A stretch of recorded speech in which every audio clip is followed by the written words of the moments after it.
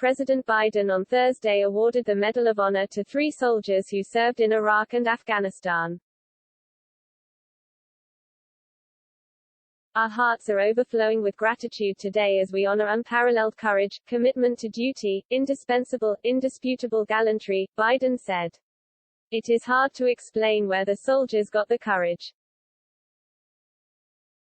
The soldiers who received the award included Master Sergeant Earl Plumley, a member of the Army's elite special forces who fended off an attack by Taliban suicide bombers in Afghanistan in 2013, Sergeant First Class Christopher Solis, a member of the Army Rangers who died in combat in Afghanistan in 2018, and Sergeant First Class Alwyn Cache, who suffered mortal injuries while famously saving several soldiers from a burning vehicle in Iraq in 2005. Cache, who has long garnered support to receive the award, is the first black service member to be awarded the nation's highest military honor for actions in Iraq or Afghanistan.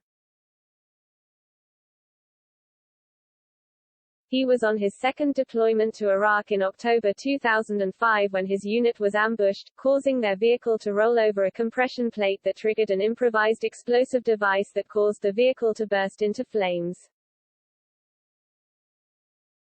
Cache began pulling his comrades from the vehicle even as his fuel-soaked uniform caught on fire, returning again and again as the flames spread to pull wounded soldiers from the wreckage. Sergeant Cache saved my life, said Sergeant Gary Mills, who was with Cache that day, in an interview with the Los Angeles Times.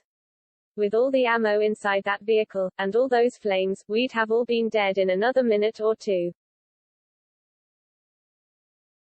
He was flown to a field hospital in Iraq and then to Germany and San Antonio, Texas, but the wounds were too severe.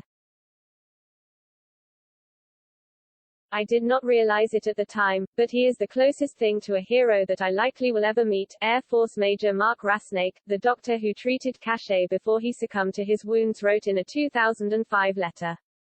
This is a place where the word, hero, is tossed around day in and day out, so much so that you sometimes lose sight of its true meaning. Solis, 32, was leading an operation to clear an area of enemy forces in Paktia province, Afghanistan, when his team came under attack. As a medical evacuation helicopter arrived to recover a casualty, it came under sustained enemy fire. Solis exposed himself to heavy fire as he led the evacuation. As the casualty was loaded into the helicopter and his team returned to cover, Solis remained at the chopper, returning fire and constantly repositioning himself to shield to the aircraft and its crew. As the helicopter lifted off, Solis was hit by enemy fire. Though injured, he motioned to the aircraft to depart rather than remain to load him and risk further casualties. Solis was a South Carolina native and had enlisted in the Army in 2006.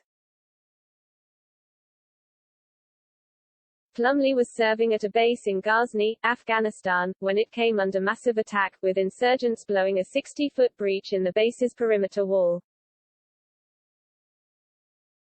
10 insurgents wearing Afghan National Army uniforms and suicide vests poured through the breach. Plumley and 5 Special Operations members mounted 2 vehicles and raced toward the site of the detonation. He killed 2 insurgents, one with a well-placed grenade and the other by using precision sniper fire to detonate the insurgent's suicide vest.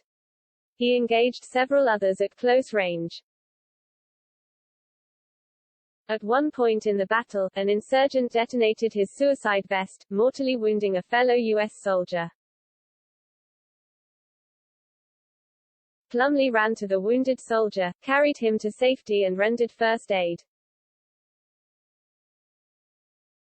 He is currently serving with the 1st Special Forces Group at Fort Lewis, Washington. Plumley, the only living service member to receive the Medal of Honor Thursday, was joined by his wife and 2 young children after they were called up to the stage by the president. 3 other Medal of Honor recipients joined the day's ceremony to honor the service members and their acts of heroism, including Matthew Williams, Thomas Paine and Edward Byers.